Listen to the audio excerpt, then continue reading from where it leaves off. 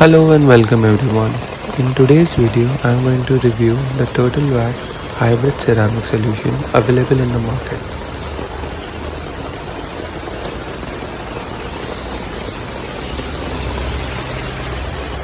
So it has been 4 months since I have applied the ceramic coating over my car, and as you can see, it still retains its hydrophobic properties.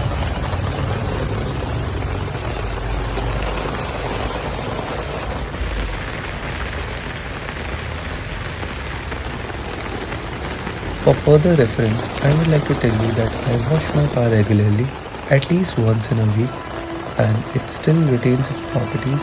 The shampoos that I use are generally the washing Wax off-the-shelf shampoos that are available in the market.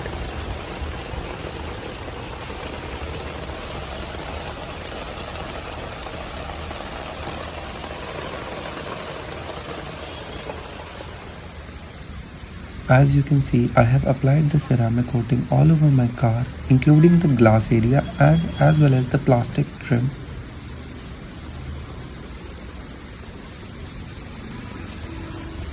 I'll see you all in my next video. Thanks for watching.